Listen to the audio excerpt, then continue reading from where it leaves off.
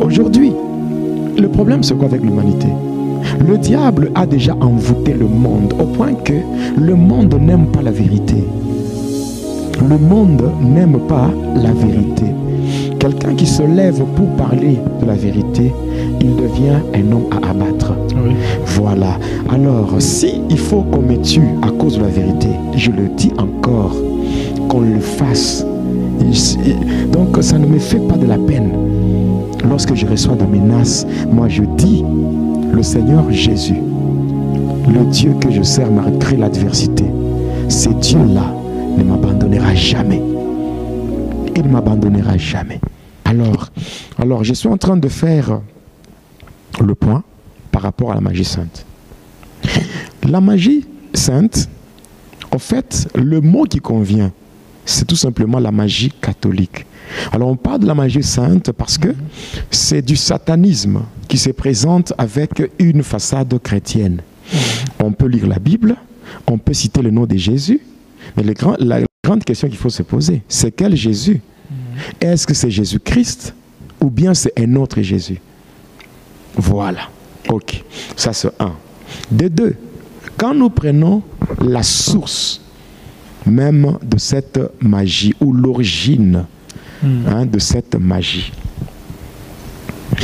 ce qu'il faut savoir premièrement, c'est que la magie, toute magie est diabolique.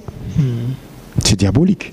C'est Satan qui, après avoir reçu le pouvoir ou la puissance des dieux, vous savez, la puissance des dieux, quand on la reçoit, on doit l'appliquer selon les normes et les principes des dieux.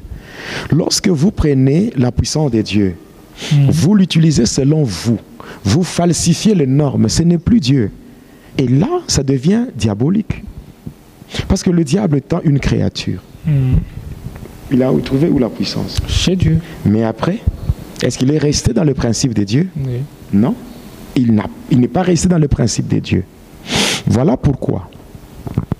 Si nous devons parler de la magie sainte, je vous ai donné dans l'émission ou le numéro précédent, je vous ai parlé du Vatican. Du Vatican, en fait, quand vous prenez bien Vatican, on parle de la femme, la prostituée, Babylone la Grande, assise sur cette montagne. C'est ça. Vatican, avec sa religion. C'est une religion qui est derrière beaucoup de dégâts dans ce monde. J'ai commencé à énumérer cela. J'ai parlé premièrement du président Abraham Lincoln, celui qui avait mis fin à la traite des Noirs en Amérique, n'est-ce pas? Qui avait été assassiné par les Jésuites. Un ordre mystique fondé par l'année 1534 par un certain Ignace de Loyola, et qui a été approuvé ou confirmé par le pape. Le pape, l'année 1540. Les Jésuites, ce sont les exécuteurs des hérétiques et des rebelles. C'est-à-dire tous ceux-là qui vont se rebeller à la religion dirigée par Rome, on doit les exécuter. Vous allez voir aussi le président Kennedy qui avait été assassiné au Texas. J'ai parlé de beaucoup de choses, par exemple certaines personnes qui étaient membres de cet ordre-là, de cette secte-là, tels que Hitler Adolphe, Mussolini Franco. Vous voyez, tout simplement cherchant à imposer son autorité sur le monde.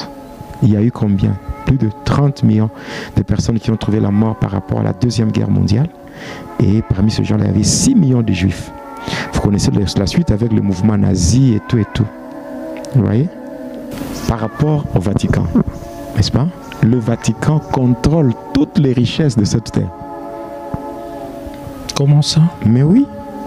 Parce que toutes les richesses de cette terre, cet ordre-là, ou je dirais cette religion dirigée par Rome, est capable de mettre à genoux les nations de la terre. Même les États-Unis. Même si on dit que les États-Unis sont puissants, n'est-ce pas? La grande puissance mondiale. Ça, c'est ce qu'on vous fait voir sur le plan politique. Sur le plan politique. Mais ce qui est vrai, sur le plan spirituel et mystique, c'est le Vatican. C'est le Vatican qui fait beaucoup de choses. Le Vatican contrôle les médias. C'est-à-dire, il contrôle l'opinion. L'opinion publique. C'est-à-dire, il y a toujours eu des agents éparpillés ça et là pour surveiller afin qu'on ne puisse pas parler en mal de ça. Voilà pourquoi aujourd'hui, vous allez voir beaucoup de chefs d'État. Une fois il est président, il sera où? Il sera donc il ira voir le pape. Oui, il ira voir le pape, lui-même là, qui est en fait le vicaire du Fils de Dieu. Or, quand on parle de Vicarius Filii Dei, on parle de qui? On parle de qui? On parle du pape, le vicaire du Fils de Dieu, ou le vicaire fidèle de Dieu, n'est-ce pas? En parlant de ça, bon, j'aimerais vous poser une question. Je sais que vous êtes chrétien de l'église Viens de Voix, n'est-ce pas? Oui. Est-ce que les Saintes Écritures sont imparfaites? Non. Mais selon Vatican, s'il y a des gens qui peuvent me contredire, qu'ils le fassent, est-ce qu'aujourd'hui on n'a pas tendance à supprimer la Bible? Ils ont tendance à supprimer la Bible. Mais ce n'est pas du nouveau. Pour le moment, le nouvel ordre mondial, en complicité avec le Vatican, cherche à supprimer la Bible pour la remplacer par un livre, pour dire que c'est déjà révolu, c'est déjà passé. Parce que ça vient déjà de Lucifer, à partir de la magie sainte. Il est dit ceci. Les Saintes Écritures sont imparfaites et ça doit rester lettre morte tant que le souverain pontife ne l'a pas encore expliqué ou n'a pas encore expliqué les Écritures. C'est-à-dire, le souverain pontife, lui, doit tordre les Écritures à la manière de Lucifer. Et ainsi, de cela découle ce qu'on appelle les dogmes. Le dogme. Parmi ces dogmes-là, on va vous parler de Marie Immaculée Conception. N'est-ce pas? On va vous parler de l'ascension de Marie. On va vous parler de Marie, Mère de Dieu. Et vu que cela a été approuvé, a été expliqué et que cela est sorti de la bouche du souverain pontife, c'est-à-dire le pape. D'ailleurs, quand on l'appelle souverain pontife, c'est-à-dire Pontifex Maximus, n'est-ce pas? C'est une appellation qui vient des rois païens. Parce que, en fait, la magie sainte, elle est universelle et unique dans le sens que c'est la seule institution au monde qui a son état à lui. Est-ce que toutes les églises qui sont dans le monde, éparpillées dans le monde, ce sont des gouvernements? Non, non. Et que dire de ce que le Seigneur a dit? Rendez à César ce qui est à César et à Dieu ce qui est à Dieu.